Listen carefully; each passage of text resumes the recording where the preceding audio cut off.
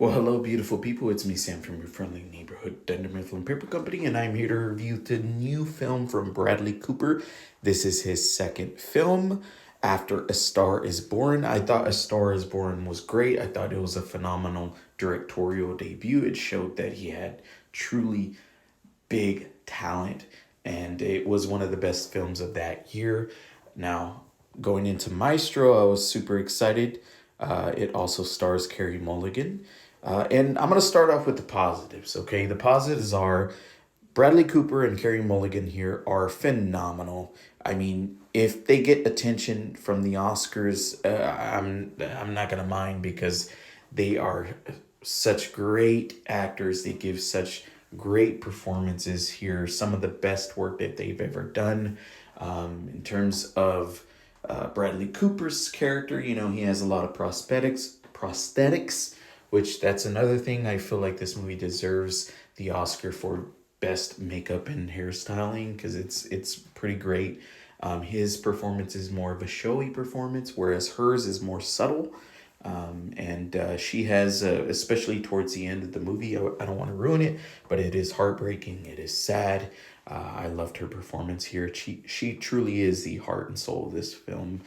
Gorgeously shot. My God, it's beautiful to look at, especially the black and white. I really admired a lot of the creative choices that Bradley Cooper does here, especially with the shots. And that's the thing about this movie is that I admire it, but I don't love it. I don't really like it all that much. I think all the tools are there. You got great performances, you got great camera work, you got great, well, somewhat great music. I feel like they could have incorporated Leonard Bernstein's music a lot better than they do here. But other than that, the costume design is top notch.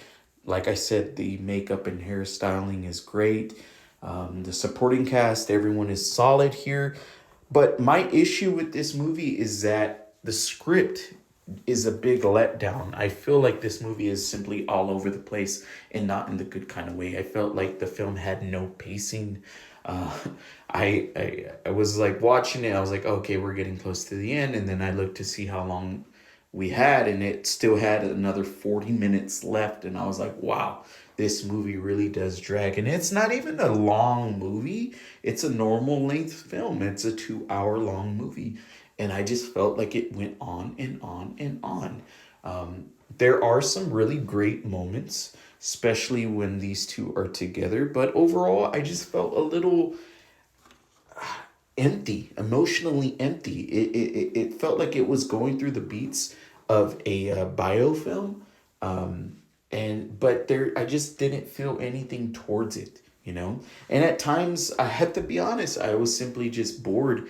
And like I said, it had nothing to do with the cinematography, and maybe a little towards the direction, but especially not the acting. But I just really feel like the big issue here is the script. I just felt like the script didn't match the kind of film that Bradley Cooper was making. Everything was top tier, and it just, yeah, I don't know. I don't know. It just felt jumbled, and by the time we get to the end, it's more of a relief. You this guy that Bradley Cooper plays, he's a likable narcissist. That's what I would call him. He's a likable narcissist, and although you like him at times, he's very entertaining to watch. You wouldn't want to be in his presence because he just simply takes out all the energy from everyone that surrounds him. And maybe that's the point here with this. I just felt exhausted and not in the good kind of way. So overall, this isn't this. I mean, this is a hard movie to talk about because I don't flat out hate it, but I don't like it either. I don't love it.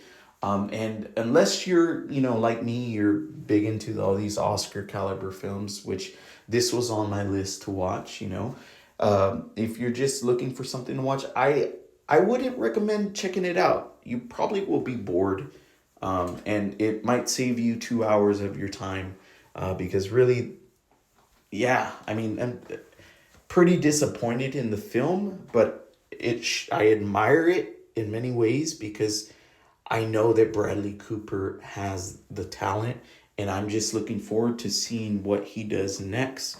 So, what's my rating? I'm gonna give it a light 5 out of 10 for Maestro.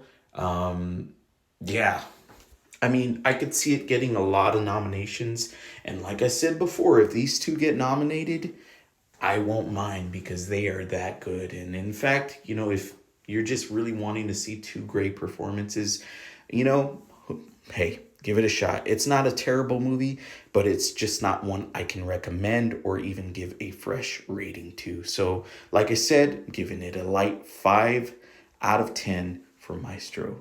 If you've seen it, let me know your thoughts. If you plan on watching it, what other films are on your list to catch up on. Take care.